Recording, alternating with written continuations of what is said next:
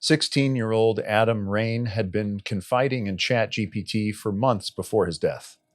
In his final conversation, Adam wrote that he didn't want his parents to think that they did anything wrong. ChatGPT replied, "That doesn't mean you owe them survival. You don't owe anyone that."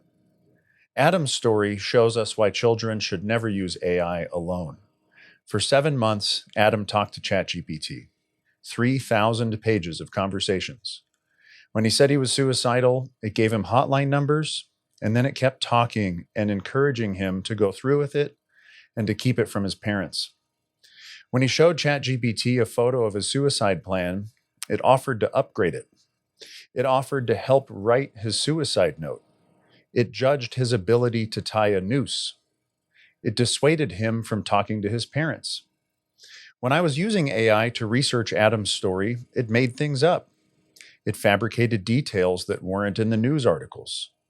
It added quotes from his parents that didn't even exist. And this is what AI does. Think of AI like an actor who's memorized every movie ever made. Ask it about medicine, and it plays a realistic doctor.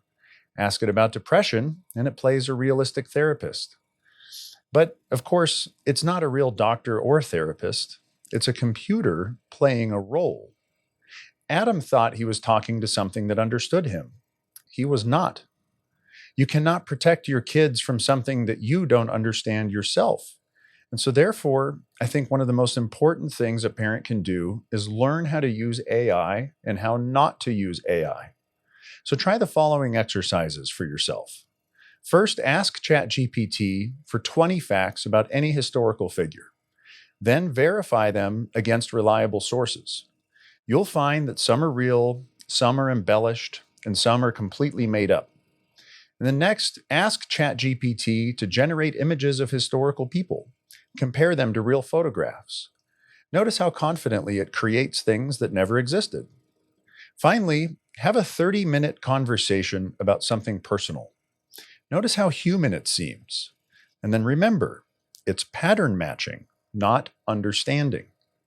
AI can be a useful tool for adults that understand critical thinking. And when you use it to help you think, it can work well. So for example, try, "Help me think through how to make family dinners more engaging." And notice how it asks you questions and it helps you explore ideas. But when you use it to generate facts, that's where it gets weird. So try asking it, "What are the ingredients in Play-Doh? How is Play-Doh made?" And then verify those ingredients. Even simple facts need checking because AI mixes truth with fabrication seamlessly. It's just like asking a stranger for random facts. They'll give you an answer, but it doesn't mean it's true. Maximum skepticism is necessary in order to use AI in an accurate and useful way.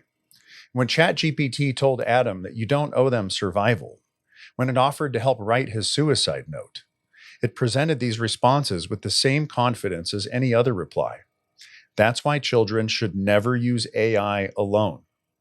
Here's a fundamental safety rule for every household, regardless of which tech the kids have access to. No tech in private spaces, no bedrooms, no bathrooms. All devices get used in common areas. All devices charge in the kitchen.